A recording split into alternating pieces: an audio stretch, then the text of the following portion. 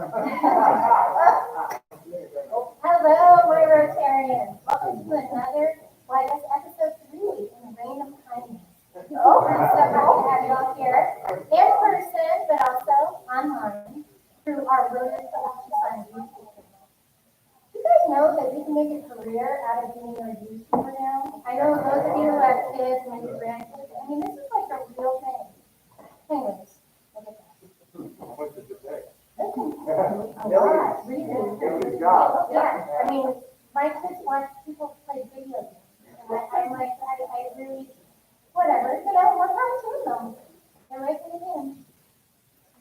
So, I say we get the party started, and our party begins with new member, Jennifer or Jen Delaney. She has been a member since March of this year, so she's new into the fold during the crazy corona time.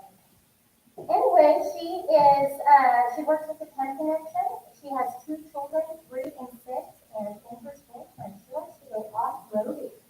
So please take us through the pledge and song.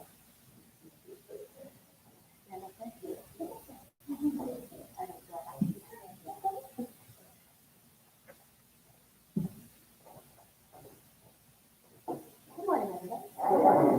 Ready? Yep. United States of America, and the republic for which it stands, one nation under God, indivisible, with liberty and justice for all.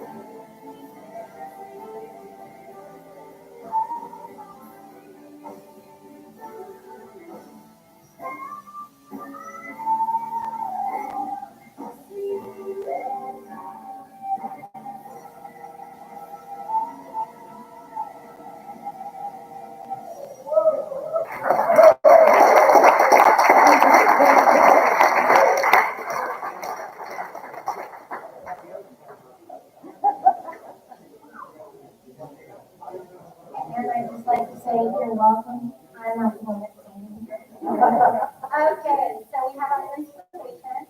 Our inspiration today, go ahead, Maxine. The inspiration today is about a newspaper delivery man who starts delivering a whole lot more once the pandemic started. The talking said that working two characters is revealed in the personal body. He hadn't found proof of that. Long before social distance, Greg Daly was already keeping his customers at arm's length. In fact, for those on his paper route in central New Jersey, Greg has never been anything more than a blur past their driver. But all that changed when one elderly customer asked him a simple favor. Could he please pull in and throw the paper closer to the garage? It's something for the paper at the sidewalk, which is 20 feet from the house. This pandemic, how is she going to get the things she needs? So a couple of days later, I just decided, I'm going to put this note in. The note, stuck in the next day's edition, said, "My name is Greg Daly, and I deliver your newspaper every morning," which was news to most people. "I would like to offer my services, free of charge, to anyone who needs groceries." From that moment to this, the phone has been ringing off the hook. He takes the orders, does the shopping, and delivers the groceries, not by whipping them out the window, but by carefully placing them on the porch. So far, he's delivered to nearly 100 senior citizens on his route, and the word has gotten out, and some not on his route. If Greg hears about a person who is older or compromised, he will be there. And boy, are people grateful. Step back and I'll come in the house for you. Eileen Stein is 85 and recently widowed. I don't have enough adjectives. He is one of the finest people in the world. The lady at this house went even further, called him the closest thing to God. There's a level of appreciation here, Steve, that goes above and beyond anything I've ever seen. But no, I'm not going to stop. Well, you'll stop when this is done. Greg says, not necessarily. There's something about being able to do something real nice for people. When you hear folks say America will emerge from this stronger, My friend, this is exactly what they do. Greg didn't do volunteer work before. Heck, he didn't even do his own grocery shopping before. He's just a guy called to duty by circumstance, who will now stay in service by choice. Steve Hartman, CBS News, on the road.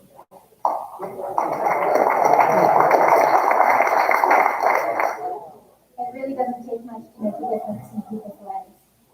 Why don't we go ahead and enjoy our lunches and some fellowship with our friends, and we'll come back shortly.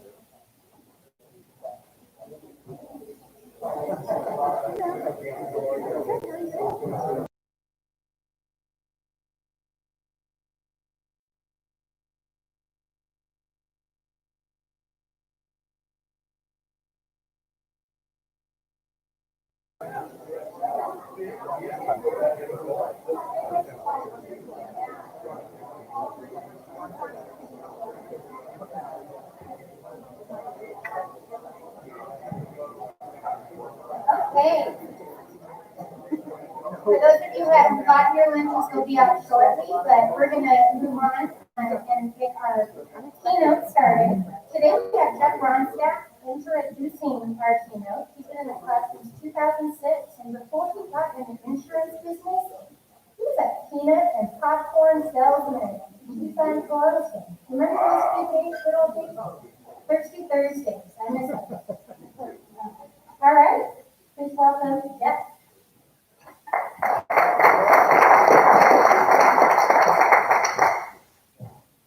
You know, the thing that Jennifer forgot to tell you was, I think it was 8 years old when I saw Kings of Popcorn. I didn't go to the U of A to sell Kings of Popcorn, but I digress.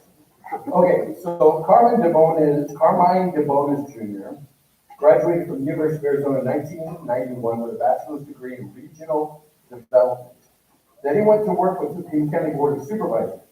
For the next 5 years, he worked with nearly every aspect of government service, including land use, public infrastructure, law enforcement, healthcare, and community services. In 1997, Carmine moved to the Pima County Development Services Department, and in 2001 became the director. Today, Carmine is one of 3 deputy county administrators for Pima County. As of mid-December 2016, he oversees approximately 1,200 employees, comprising the functions of 7 Pima County Works Departments: Development Services, Environmental Quality, Transportation, Stadium District and Pima Sports Complex, Natural Resources, Parks and Recreation, Regional Flood Control District, Regional Wastewater Reclamation, and the Office of Sustainability and Conservation, Public Works Administration Office, and the Project Management Office and the Real Property Services Office. Oh, yeah, that's a lot, Carmine. Carmine completed his master's degree in business administration at the University of Arizona in 2006, and he's blessed with a beautiful family, which includes his wife Norma, who is a South Point alumni. They have 2 adult kids, me and Nicholas, and in his spare time, Carmine enjoys restoring his 1965 Mustang. So, fellow Rotarians and guests, please help me welcome Mr. Carmine DeBonis.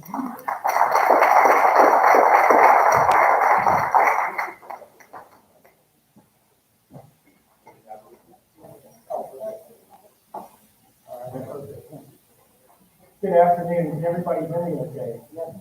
Excellent. So I appreciate the invite today. I'm pleased to come out and have an opportunity to share with you over lunch. So these are strange times we're all living in. I'm glad to see some degree of normalcy being carried on in lives of people in our community. And my role in Pima County has been 29 years long. It's been an evolution. I've loved every moment of it. I've been blessed to work with wonderful people and for wonderful people and just do a lot of good things in our community. So the departments that Jeff mentioned in Public Works really provide many of the essential services that have had to carry on during this time of the coronavirus. And we've had to make adjustments, as everybody has, in business operations and how they deliver the things that they do, products and services to their clients. So appreciate you being here today and coming out, and appreciate that you have this broadcast. I think that's super. And, that's the way that we're going to stay connected. I think it's important, right, that we don't retract back and fall out of practice of interacting with people and collaborating together. Because I think that's when we're at our greatest. I think that's when we achieve the best outcome. So many of you probably are doing Google Meets meetings or Zoom meetings or Microsoft Teams meetings.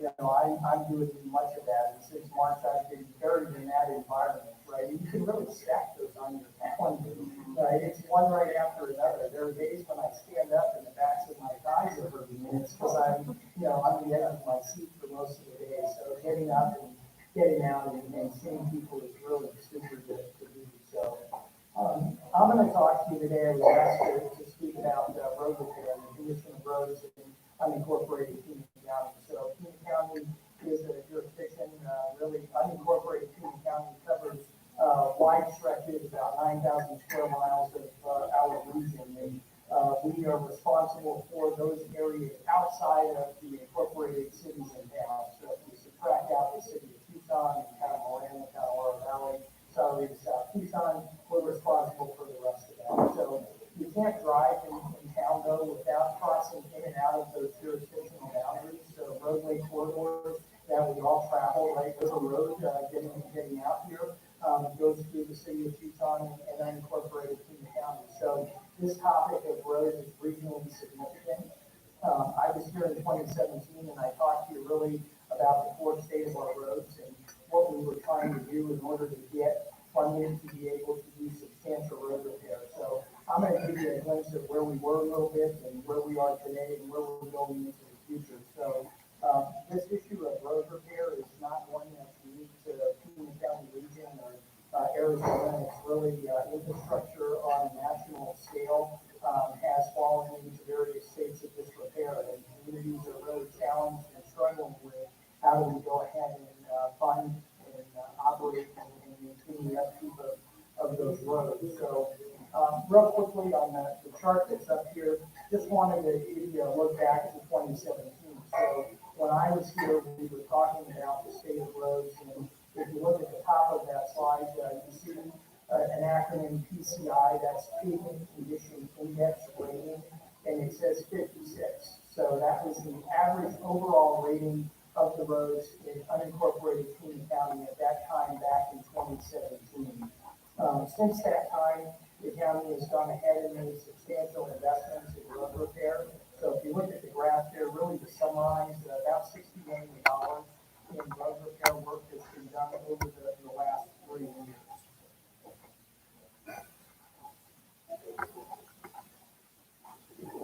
Just to give you a census to the road network, so it's large in unincorporated King County.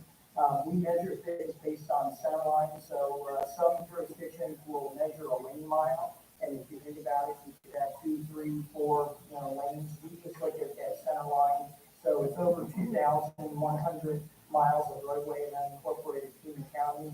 The majority of that, about 1,200 miles, is the local roads. So when I talk to people and they say, what's the difference between local and arterial and collector? Local's the road in front of your house, right? That's the one that most people are most concerned about because you drive it day in and day out.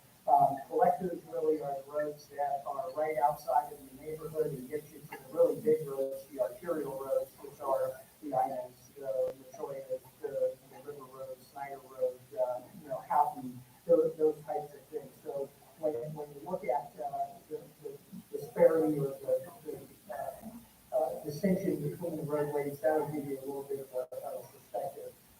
Happy to say that since I was here in 2017, we have improved the overall rating of the condition of roads, and today it stands at an average of 60. And just to give you a sense, that's a 100-point scale. So 100 is a brand new road. So 0 is an entirely failed road. So we've got roads that are in various states within that 100-point scale. And over the time since 2017 to today, we've improved that overall rating from 56 to 60.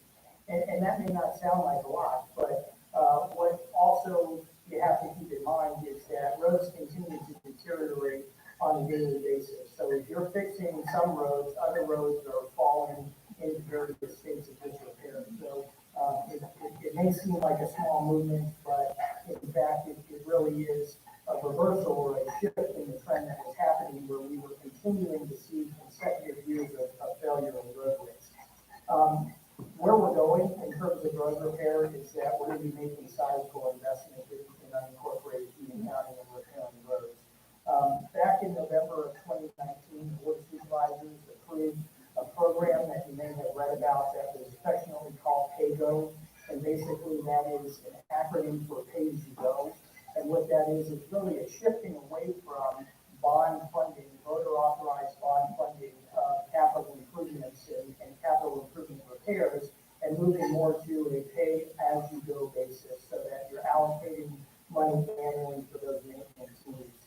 So what you see on the graph here was pre-COVID funding under that road repair plan. And essentially what it did was establish the means to invest $526 million in road repair over a 10-year period. And that came from a combination of the HERF VLT column, that is highway user revenue funds. That's basically the gasoline tax we all pay, and then vehicle license tax when we register our vehicles. Those dollars go up to the state, and then they come back to counties and cities and counties based on a proportional basis. It's formulaic. Unfortunately, the formula doesn't favor Pima County. It tends to see more money going to Maricopa County on a 3-to-1 basis per capita. So we've had some struggles, but nonetheless, we're working to overcome those. The fiscal year 20, and that just ended for us, so that ended in June 30th, several weeks ago. We went ahead and we delivered almost $37 million of road repair work. And that's a substantial investment in getting roads up to good condition, a very good condition. So really what that equates to is 75 miles of local roads repaired, and that touched 61 subdivisions. While we're going in, we're doing these repairs. Those are heavy repairs, so they're not treatments, seal coat treatments. I think you've seen workers out there sealing cracks or laying down a fresh layer of oil on the roadway. Those are preservation treatments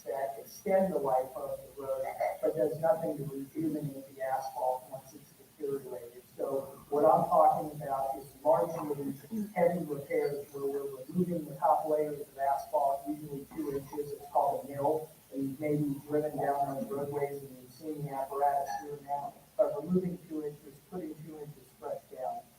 While we're doing that, we're having to bring roads up to standards with the Americans with Disabilities Act.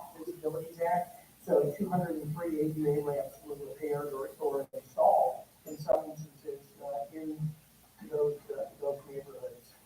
58 miles of arterial and collector roadway were repaired, and then we had some surface treatments, a smaller amount, 24 miles of that combination of crack seals and clog seals and micro seals. So we were clicking along, really happy that I could finally stand up in front of groups such as this and say we have a plan, right, and not have to talk about the backward looking and why did we get into this situation, and what are we going to do to get out of it. So as the board approved the PAYGO program, it was envisioned that would be instituted each year during the annual budgetary process. So we fast forward from November 2019 into March, we get into the pandemic, and everything then required a reevaluation and a relook. So what I'm sharing with you here is the graph of highway user revenue funds. I know there's a lot of lines on there. I'm over here on this side. So this line right here that starts here, this light blue line, this was the current year's projections up until March, that right there. And then you see what happened, right? Obviously, pandemic, we're all staying home more, we're driving less, we're buying less gasoline. So things shifted for us. And that's okay, right? We need to be flexible enough and be able to pivot. The good news is that we didn't allow that to dissuade us. We really went back and looked at how can we go ahead and continue to deliver on that 10-year plan without delay. We had delivered the fiscal year 20 program. 22 is the second, or excuse me, 21 was the second year of that program. So what the Board of Supervisors did in the adoption of the budget that was just approved in July is they suspended the PAYGO portion of the funding because that obviously would have necessitated applying monies that were going to be fewer because of the pandemic situation. So what we did was we shifted over to using a short-term debt instrument, which is certificates of participation. Basically, we own assets, county buildings, and infrastructure. We take out short-term loans on that infrastructure, and we go ahead and we repay that over a period usually 3 to 5 years. So it's not like, if many of you are familiar with the 1997 bond program, we're still delivering 1997 bond program projects and have been paying those off on a much longer term, 15 years, when in some instances longer. So we went ahead with approval of the Board of Supervisors and exercised the use of that certificates of participation financing program. And what we're doing is we're actually advancing the road repair program multiple years of funding through that mechanism. So we're going to be delivering $56 million of road repair work in the time period from July 1, which just passed, all the way to June 30th of 2020. The slide that I have up here shows you what we're striving for and where we're trying to get with our road conditions. So really, if you look at the graph, what's the most important is, I'm over here again, well, the numbers that we have is 84 and 80. So that shows a plotted graph of the improvement in condition of roadway, average overall condition in roadway over the period of that 10-year plan. So I mentioned we were at 56, we climbed up to 60. Our goal is to get both the local roadway system and the arterial and collector system up to 80 and beyond. So 80 is the blue line on there, and then 84 is the green line. Those are the targets over that 10-year period. So right now, the funding that we have available is being split with 66% of that money going to the local roads, and 34% of it going to the arterial and collector system. A lot of people want to know how we selecting the roads to be repaired. That is, a daunting task. We've done it with the assistance of a transportation advisory committee. It's comprised of members appointed by the board of supervisors and also by the county administrator. And really what we did was we worked with them to come up with criteria that was definable and identifiable and transparent. We've tried to take it out of an annual process where the folks who are appearing most frequently are the ones who are seeing their roads repaired, and not that there isn't a need out there. It's the opposite. It's a huge need. And there's so many roads in need of repair. We wanted to provide some ability to practically come up with the road repair list on an annual basis. So we have developed a number of approaches working with our advisory committee. We have invested in tools that help us to manage our overall roadway network from a pavement standpoint, and we have used that on the arterial and collector system, really to look at what's the greatest return on investment. So we plug in the dollar amount available. It has all the road condition information in there, and it comes back and says, in order to reach that end point that you're striving for in 10 years, this is the best sequence to maintain roads and to repair roads. And it's that combination of taking up asphalt, putting down new asphalt, and applying those preservation treatments on a regular interval so that it will go ahead and result in the outcome, the desired outcome at the end of that period. For local roads, we worked with our transportation advisory committee, and they conducted a public survey.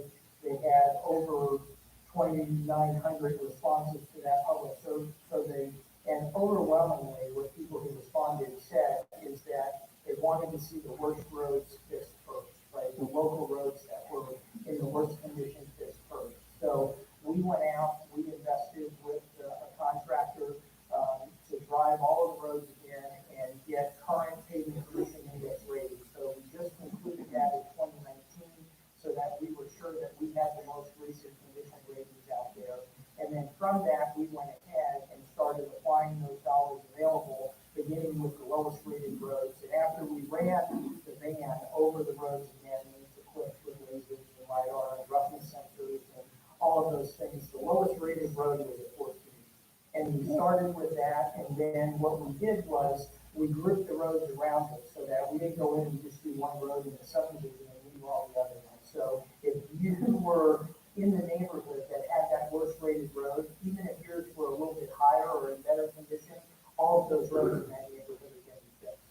So that's the approach. We also established a tie-breaking criteria, secondary criteria. So we looked at if there were school crosswalks in the neighborhood, right? That if there were no sidewalks, meaning that in order to walk in the community, people were using the roadway surface. So those types of things we looked at if we needed to break a tie between we had two equally rated poor roads and we needed to select one. That's the criteria that we rely on. In the lower corner, that would be the lower left-hand corner of that slide is our condition rating ranges. So very good is from a 76 to a 100. Good is 61 to 75. So when I tell you today we're at 60, we're not quite at good overall, and that's because of the large predominance of those failed roads. So, but we are working. A glimpse, just breaking stuff down, a lot of information on here. Just really wanted to show you that there is a distribution of these repair dollars, and we oftentimes get asked, well, how is it being spent by supervisory district? So that's what this slide shows, and you'll see in the top here, these are the supervisory districts. So you can look at each of these columns and you can see the amount of road repairs. And this top graph is the mill and fill repair. The bottom is the seal coat treatments. Really what stands out here and why I want to demonstrate it is that we are not allocating money equally based on supervisory districts, which has been a past practice. So when I say we've looked at transitioning the program to be more analytical, more data-driven, that's what we've arrived at. So in the past, there was a lot of clamoring saying you've got to give each district an equal allocation. The reality is that the failed roads were not spread proportionally by district. And it's a nature of, it's a variety of reasons, right? So when we look the mix and the type of roadways, and you look at, just the pure miles of roadways, it was varied. So where we have arrived is an approach which is supported by the Board of Supervisors, using an analytical approach based on the criteria we've adopted and applying the dollars available where monies get spent. So in the past, I don't think we could have gotten to this point where we would say District 2, you're going to see 2.3 miles of road repair, but other districts are going to see 64 and 59 miles of road repair. And what we have worked hard to do is really depoliticize this particular approach to getting road repairs. And I think that's important. We've heard from residents saying, come on, let's get to fixing the roads and do the right thing and not get tied up in all of, the other side of our conversation. Fiscal year 21, so again, that's the 56 million I mentioned. Just to give you a snapshot, so 127 miles will be that mill and fill repair, so 99 subdivisions. That's a lot of subdivisions that are going to be repaired. This is the biggest program we've ever delivered in the single year. So, I mean, we are already working on it. I mean, July 1, we hit the ground, and we're starting road repair. Our contractors were lining up and doing that work. 46 miles of arterial and collector, again, that's mill and fill, the heavy repairs, and then 20 miles of those surface treatments. Not that I expect you to be able to read this slide, but again, this is that fiscal year 21 program. You can go on our website, the Department of Transportation website. You can access the list of roads that are going to be repaired. And what you see here is the first 5 of those roadways: Snyder Road, Mission Road, work in the town of Ajo, work in Catalina, Columbia, Tucson. That work is already underway. It began July is the first 2, and then October and September are the start dates for the next. But we fully expect to deliver the $56 million this fiscal year. Just some photos. So when I talk about milling, right, that's what you see in the upper left there. You see the old pavement coming off, and then you see in the other 2 slides, the upper right, they're dropping the asphalt, and then they're rolling in that bottom picture. So that's the type of work that we're doing. We have an interactive map online, so it's in the PowerPoint. If you post that to your membership website or some other means, or if you just go to King County and you ask for the road repair and preservation map, you search for that, you'll find this map. And really what it does is it gives you a comprehensive view. So when you look at the yellow segments on there, those are planned to be repaired. They've been identified in the current fiscal year's program to be repaired. Active construction is exactly that, and then completed is stuff that's been completed over the past year. So you can go out there and you can take a look at that. So that's really it in a nutshell. We're excited. I came to county administration in December of 2016, and when I interviewed for this position as deputy county administrator, I was asked what the most significant issue was, and I gave it to me, and it was road repair. And it's taken us a while really to get to a point of funding and being prepared to invest over a multi-year time frame in getting our roads up to good condition. This program, so when I showed you that chart that shows the incremental increase up to that 80 and 84 condition, that means that certain roads will get treated multiple times in that 10-year period, because that's what it takes in order to keep a roadway network and an asphalt surface on those roads in good repair. So we're going to be doing roads that we're milling and filling. In 5 years, you're going to see fog seals and seal coats and crack seals being done on those roadways, and then we've got to keep it there. And that's what the community has indicated that they want and they expect from us, and we've got a plan to do it, and I think we're going to execute that plan quite well, and we'll be successful. So, at this time, I'm happy to take any questions.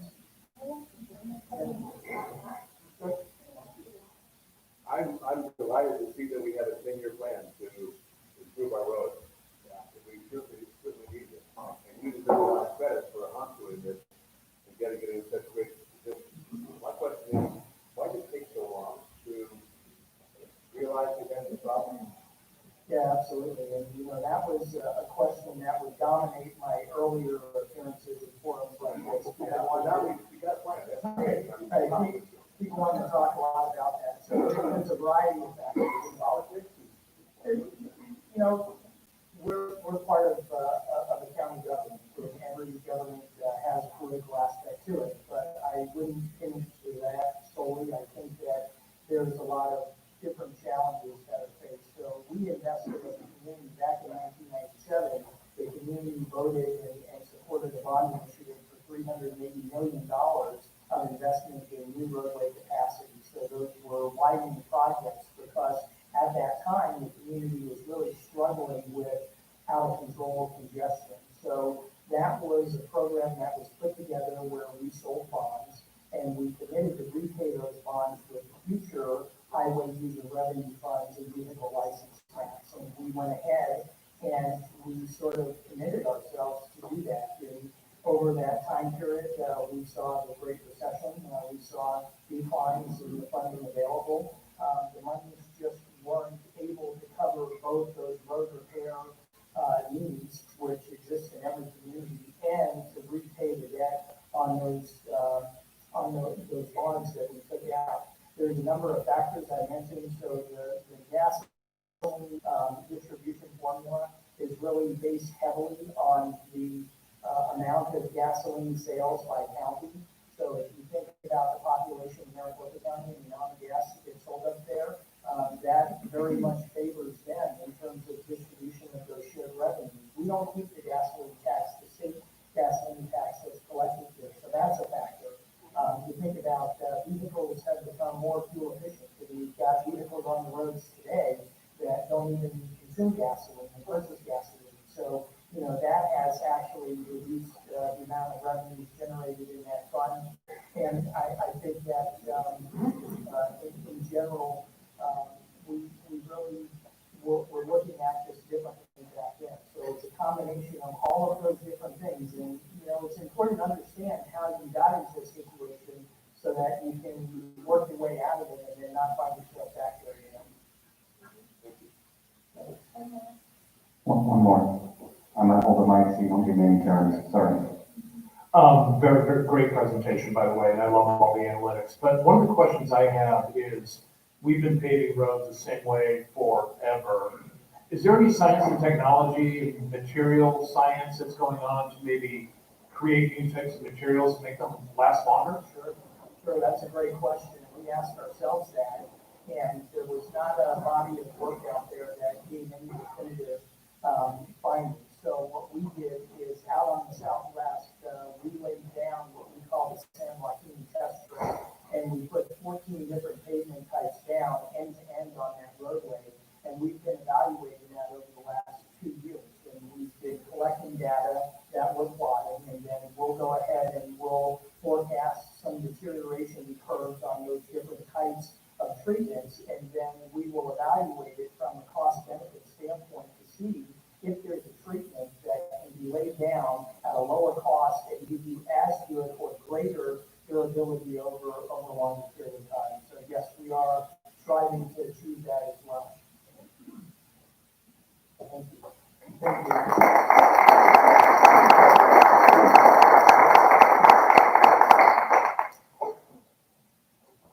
Thank you so much, Carmine. For our presenters, we have a library, the Makewood for Books library, and we would be honored if you would sign this book for us. I'll bring that in a moment. And then we'll go into the library for people to enjoy.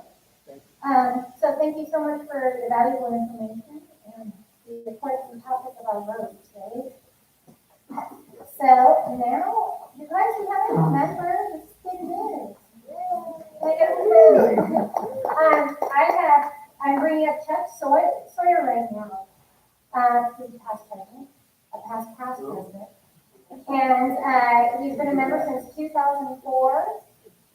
And he's an avid golfer, hiker, and he is owner of Carter's World Tucson. So please help me welcome Chuck Sawyer. And can we have Dan Paul come on up here?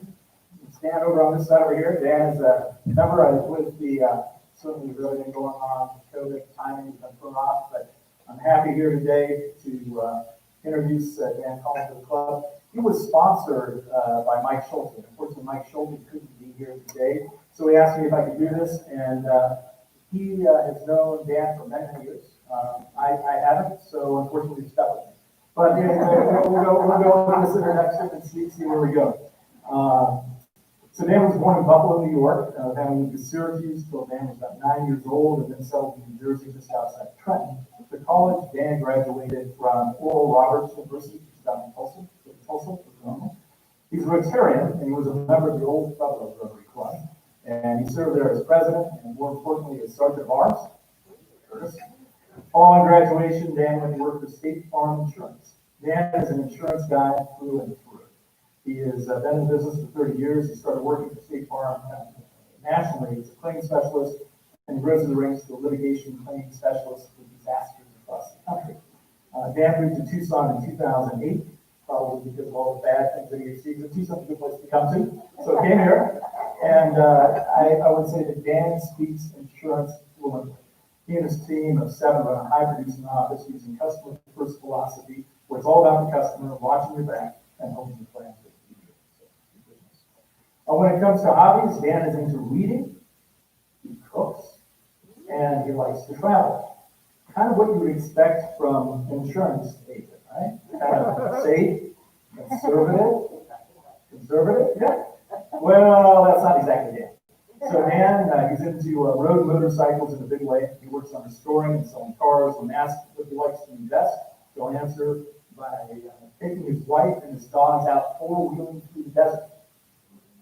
So Dan is married to Karen. They have 3 children, son John and daughters Suzanne and Meg.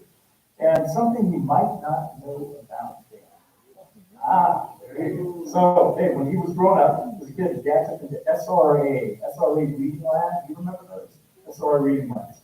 And they were working on experimental speed reading projects. After a year, Dan managed to max out the machine at 1,800 words per minute with a 95% comprehension rate. So, do not challenge Dan to any reading contest. You lose.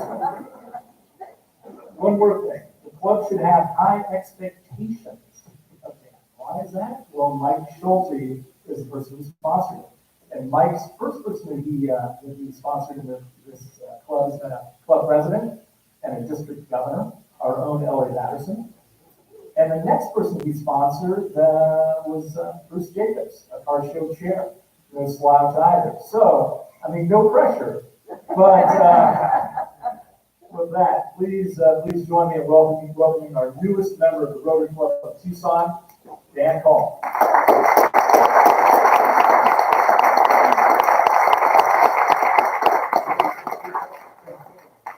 So I'd like to say thank you very much. I am very humbled to be sponsored by Mike Schulte, who asked me for a while to do this, and I appreciate Mike sponsoring me. And Chuck, thank you for your kind words. It's very nice of you.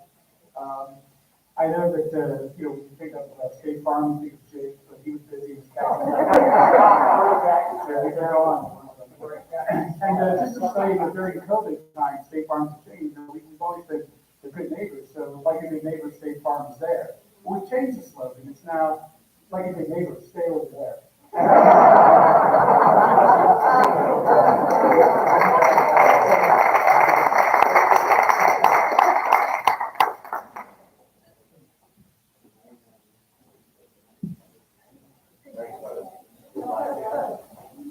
Congratulations and welcome to the club, Dan. All right.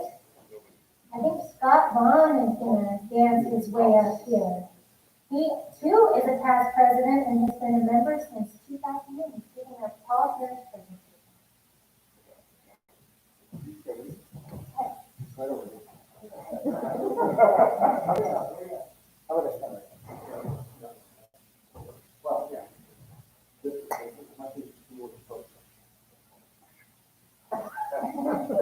So look, we honor Paul Harris Fellows who have again demonstrated support for continuing work with Rotary International and promoting world peace.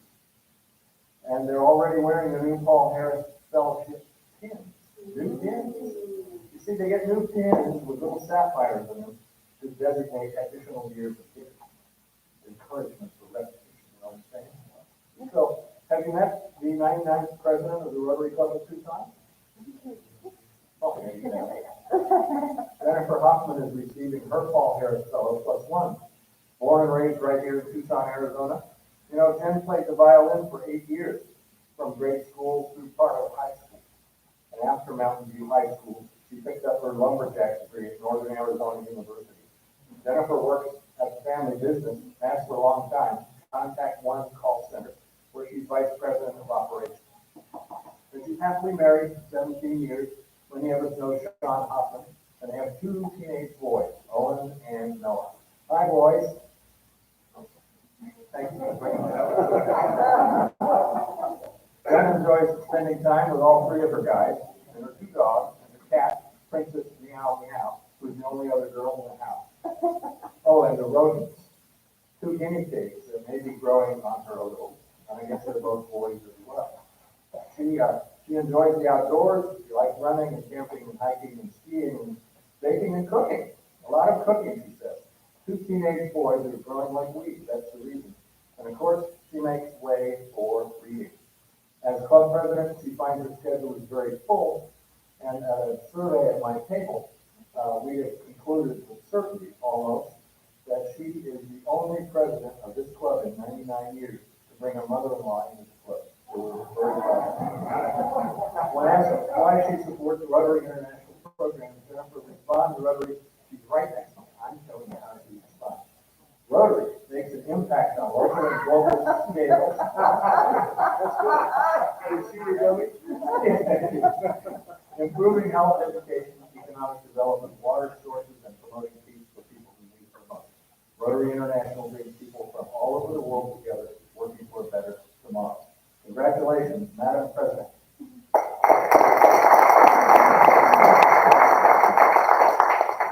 This fellow is Chuck Sawyer. He's receiving his Paul Harris Fellow +4. And little Chuck was raised in an Air Force family that lived everywhere, even on the base at Davis Mountain for a time. And after Chuck finished at Catalina High School in 1976, he went on to earn an undergraduate degree in marketing and international studies at the University of Oregon. He followed that up with a master's degree at Thunderbird School of International Management in Glendale. You know, Kathy and Chuck actually met there at thank you very much. They were married in 1984, then moved to New York City, and they both engaged in marketing and business development careers for 2 decades, and were some of the largest, most respected companies we have. Kathy was at Kodak, and Chuck was at Colgate Palmolive, and then R.R. Donnelly in Chicago, and Hallmark in Kansas City. Well, they must have come back to Tucson. Chuck eventually started to examine different kinds of business opportunities in 2004, and he and Kathy did move back with their 3 kids, Kristen, Bennett, and Hannah. They're not watching. They're working. Yeah, okay. They chose a franchise which had just opened in the U.S. market, and they bought the Tucson area rights to, you know what, Cartridge World, to serve local businesses and everyone really at their full-service Broadway and Swan locations initially. And as expected, this new direction has allowed more time with the family, opportunity to develop deep Tucson roots in the community, and get back to Tucson. Over the past 16 years, their recycling program has generated over $120,000 to local charities. So they feel pretty blessed to be here. Chuck shares why he supports Rotary.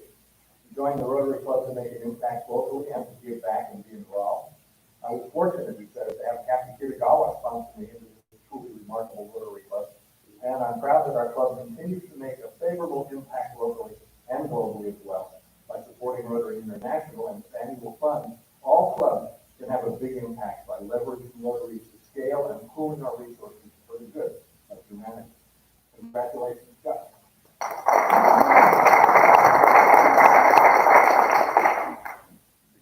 It is our habit, as you know, to honor awardees with a suitable gift, appropriate to their statue. No, nothing here. Nothing here. That's for you. And what it is, you know, she loves to cook and she loves to read. And this is a treasured 1979 book titled Best Recipes from the Backs of Boxes, Bottles, and Jars.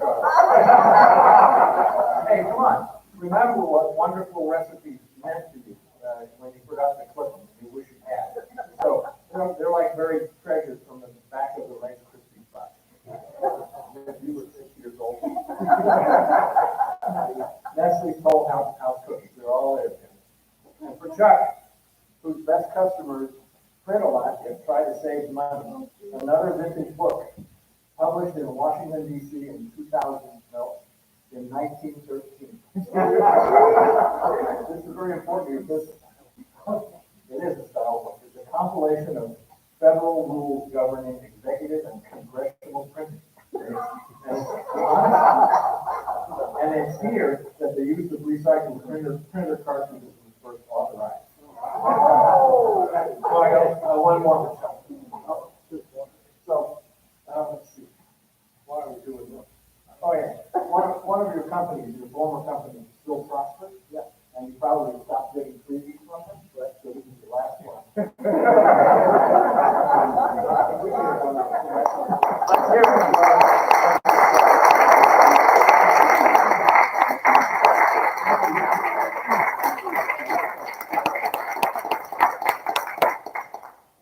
I'm hoping this recipe book has the one for fudge. Because they changed the recipe on the marshmallow vinegar, and you said that's going to upset you. I'll take it back. I won't. Okay, we'll double check. Okay, now we are going to Curtis Dawson, who's stepping in and starting the volleys. Do you have anything, or is it just me? Yes, I'd like to announce, you have announcements, so. I just like to get the accolades. All right, so, I don't have a slide for this one, but this one's really important. I'm sure all of you got the email from our car show chair, Cliff Bowman, about the car show, and it's not happening the way it has in years past. We're not having a car show. We're going to have a real one again next year, an actual car show, but it was a heart-wrenching, difficult decision, but in the interest of keeping our members, our volunteers, our car show owners, and our guests all safe, we had to, put the brakes on it. But the good news is we still have enormous opportunity to support our beneficiaries by selling tickets for the raffle. And actually, we're having a fantastic virtual Friday night auction. We've had lots of people step up and donate more prizes for our actual car raffle. We'll be hearing more about those. But I just, it's now more than ever that we need to come together and really put ourselves out there and sell those tickets, you guys, because we want to keep the tradition going of what we're giving back to the community. So let's do this. All right. So next week, we are supposed to have a replacement mixer, but, I'm so sorry, I'm tired of saying it because it's COVID, but, that's our thing right now. We will be doing our replacement mixer virtually, but the good news is we have Bruce Jacobs, Barry Olson, and me all stepping up, and we'll be hosting virtual happy hours. You'll be receiving links to the meetings in the next week from Terry and Roseanne, so keep your eye out there. Please join us. They are fun. I know everybody's getting tired of the Zooms, but it's a great way to connect. These guys can be good. I mean, they're like experts now. Okay. So, I don't know if you guys heard, but I run a little bit. And so, this year, my thing is, I'm running for Rotary. And I am going to encourage you guys to sponsor every mile I run. And Charlotte Harris put together a commitment form that you guys will have available via email. Or you can get a copy from Terry or Karina, they have some. But it goes to Rotary Foundation, either local or international. You guys can decide where you want to spend money. And I'll earn that money. I've already run 44 miles this month, starting July 1st. So I'm going to we'll see how far I run. I will be your very own Tucson Rotary horseman. I'll be running. Okay, so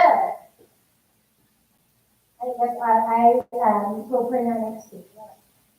Goodness, so I'm helping you. So, Devin Chesky is gonna, give us some history about our club, so please welcome.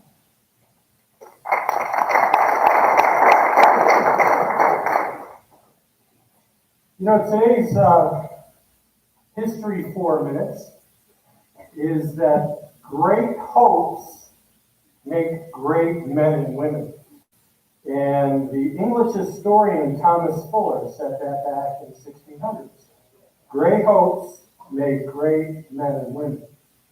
And we're going to talk about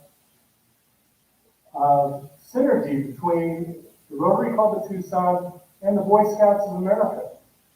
And it fits right into our 100th anniversary, our centennial.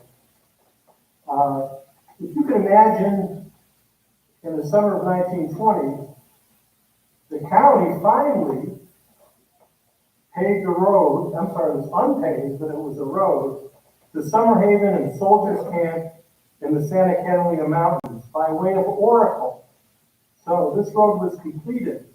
And some members of the Rotary Club of Tucson decided to take a tour of possible Boy Scout camp sites. And they went above Summer Haven, probably where the ski area is now located, above Soldiers Camp, probably in the upper part of Bear Wallow, and then also Burnt Cabin, the present location of the Palisade Ranger Station complex. You know that neck of the woods, which one do you think they chose? Burnt Cabin, that's right.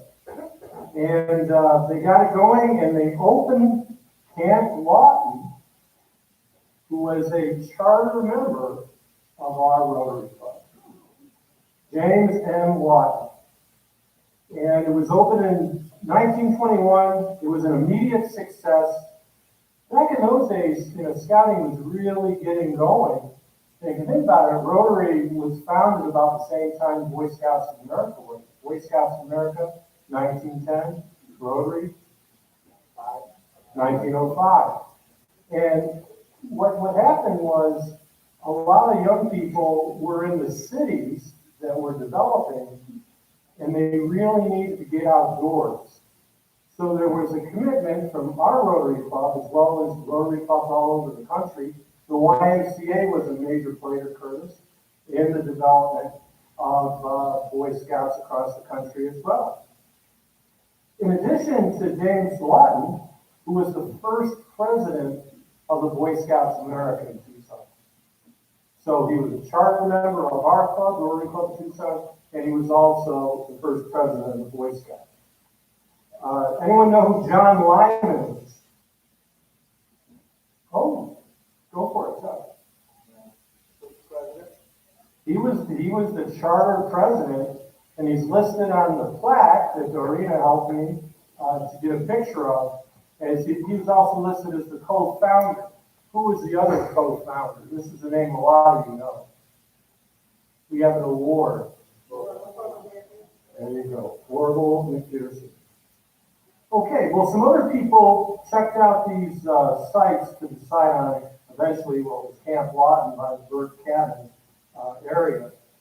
There was Kirk Moore. Kirk was chairman of the Boy Scout Council's camping committee and a member of the council executive board. He was a former territorial superintendent of public instruction, a member of the Board of Regents, and a former county attorney. So we had major folks in the early days of Rotary. He was also a charter member of our Rotary Club, and that's Kirk Moore. We had Jesse James. I'm sure it's not the Jesse James, but we had Jesse James. He was a member of the Transportation Committee of the Boy Scouts. He was charged with finding a sufficient number of cars to transport scouts to and from Camp Lawton via the control road. He became a member of the council executive board in 1921, and he succeeded James M. Lawton as president in 1922. You know, John, I got to thank you for asking me to do this. Whenever I was a history major in college as well as Spanish, and we combine those disciplines. And I love doing research. I love, and you always found something new. What I found out about James M. Lawton, he was born in Havana, Cuba. He came to Tucson in 1914. He attended St. Mark's School in Southborough, Massachusetts, Harvard University. He worked as a certified public accountant, preparing financial reports and assisting clients. Some of his clients were the local community chest, Tucson Chamber of Commerce, Old Club, Old Club. He was also involved, of course, with the Rotary Club, the U.S. Lawn Tennis Association, and served as president of the Southwestern chapter. And as we said, he was the first Boy Scout president. So, in fact, there's actually more information at the Arizona Historical Society. They have an open archive that I'd like to peruse and report back to you. So really cool stuff. Anybody ever get a chance to look at the old Tucetarians in the count? Yep, down. Here's one, and I thought it was kind of cool. It was October 30th, 1922. It said, again, scouting scores. It is fun, every bit of it, to the boy. There is always more to do, more to learn, new ranks to win, new branches to explore. So there's a nice testimony in the Tucetarian about scouting. And then in June 30th of 1924, they talk about scout camp being successful. And what they basically claimed is, and this is, one of those things, and I'm sure we have these in Rotary too, but there's always differences of opinion. What's important? Is it advancement? Is it the outdoors? Is it camping? Is it the outdoors? Is it more advancement? Is it being Eagle Scout? So that was a nice discussion about that in the Tucetarian. Great, how am I doing now? Yeah. 3 minutes. Oh, okay, cool. Now, John also asked me to discuss local scouting, grassroots scouting with the connection to our Rotary Club. And we actually had a Boy Scout troop, Troop 29. It was founded in 1935 and had a chartered partner relationship with our Rotary Club of Tucson. Over the years, they had their ups and downs. One time they got as small as 8 scouts, and then another time they went all the way to 39 scouts. Now, over the years, they had 5 Eagle Scouts. And from the looks of things, I would say by last name, it was really heavily Hispanic, which right now I know our Boy Scout Council would love to have a heavily Hispanic Boy Scout troop. So they had real success with it, and we're very proud of that. There's another pack and troop that you all might be familiar with, and it's pack and troop 339. They have come and visited over the years and sold some popcorn. They actually, I just talked to Jonathan Lang, one of their leaders today. They have had 39 Eagle Scouts. Well, you might want to say 5 Eagle Scouts, 39 Eagle Scouts. What's the difference? In 1935, what's that? 34.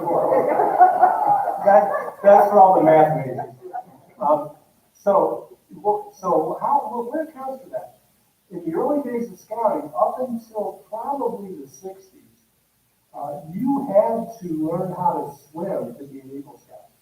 If you could not swim, you could not become an Eagle Scout. And that changed in the 60s. The other one was bird study. If you could not get bird study merit badge, you could not be an Eagle Scout. I mean, there were no options, there were no other choices. But what I can do is go back to what I began with hope, great hopes, make great men and women. I think our Rotary Club over the years has really produced great men and women.